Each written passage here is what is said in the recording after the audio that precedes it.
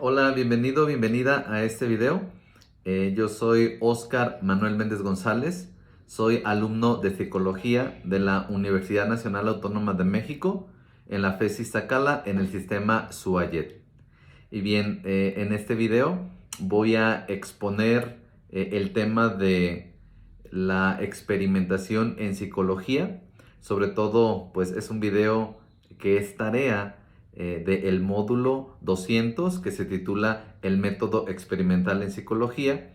Y bueno, mi tutora es la licenciada Cristina González Méndez y yo estoy en el grupo 9236. En este video, pues principalmente me detendré en 5 puntos. El primero va a ser hablar de las particularidades de las disciplinas científicas y de las no científicas. Trataré de manera muy breve y muy general de exponer las diferencias. Además, en el punto 2 explicaré qué es la investigación científica y en qué consiste. Además, en el punto 3 hablaré o expondré los tipos de experimentación y sus principales características.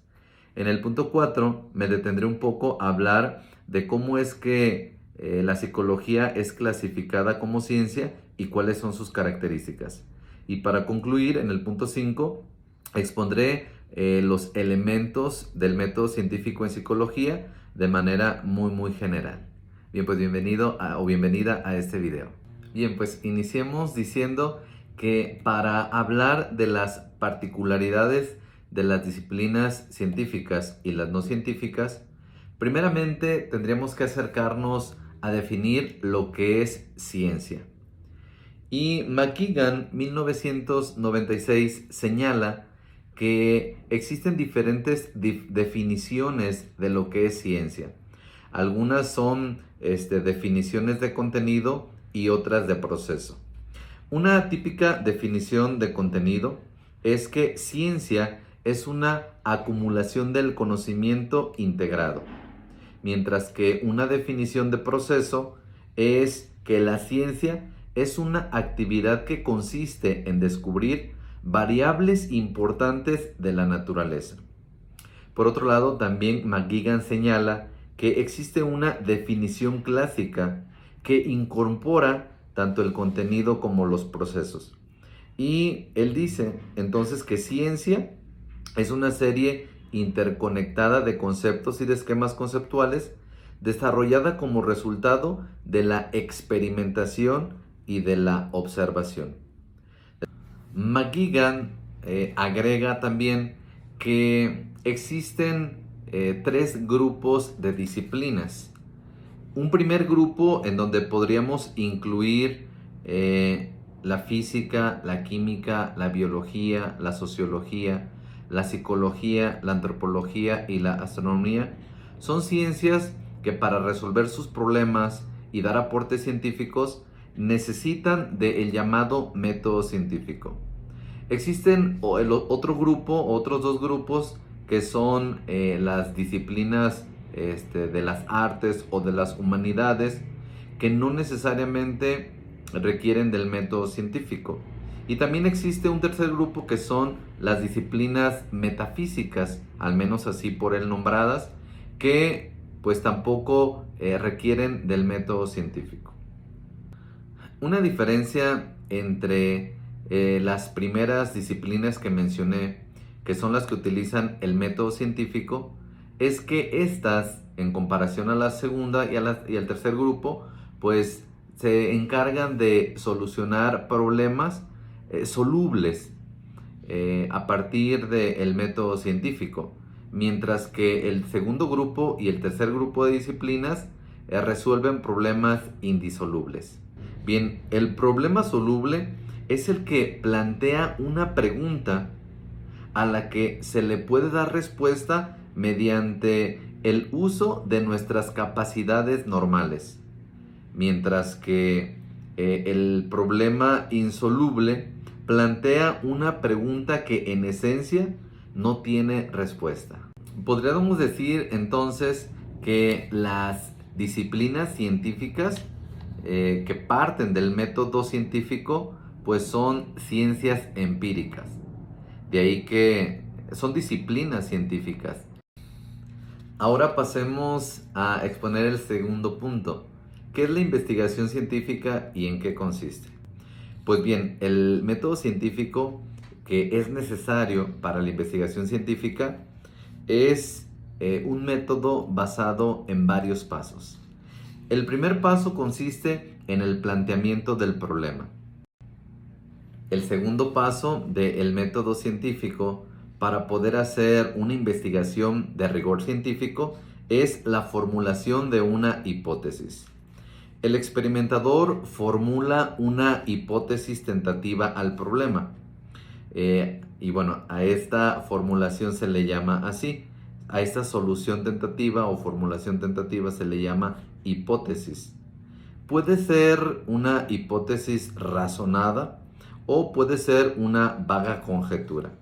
Pero en ambos casos tiene que ser una hipótesis empírica, dado que estamos pues bajo el encuadre de lo que es el método científico. Para poner a prueba la hipótesis es necesario recabar datos. Esto consiste en seleccionar a participantes cuya conducta debemos observar. En esta parte donde observamos la conducta de los participantes, es necesario descubrir, observar y analizar las variantes. Tenemos de dos tipos: las variantes independientes y las variantes dependientes.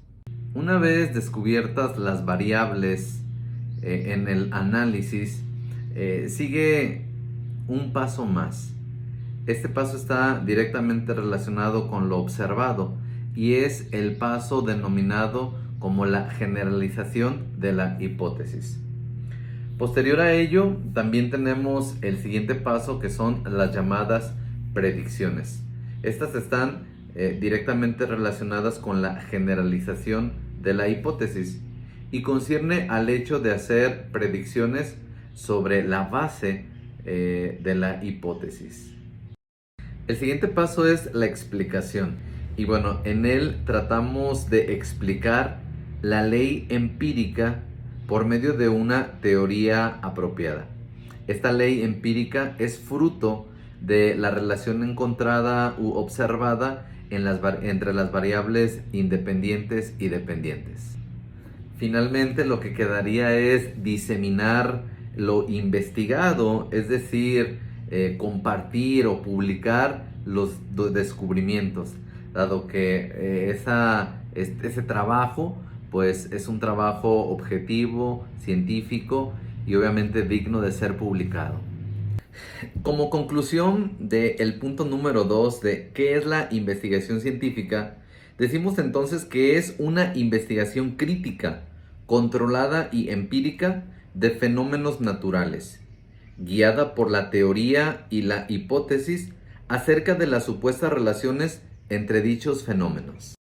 Hemos llegado al punto 3, en donde explicamos y expondremos los tipos de experimentación y sus principales características. Kerlinger, 1999, dice que la investigación social científica puede dividirse en 4 categorías. 1. Experimentos de laboratorio. 2. Experimentos de campo. 3. Estudios de campo. Y finalmente el cuarto, que serían investigación mediante encuestas. Esta investigación se origina en 2 fuentes. La distinción entre la investigación experimental y la no experimental. Y aquella entre la investigación de laboratorio y la de campo.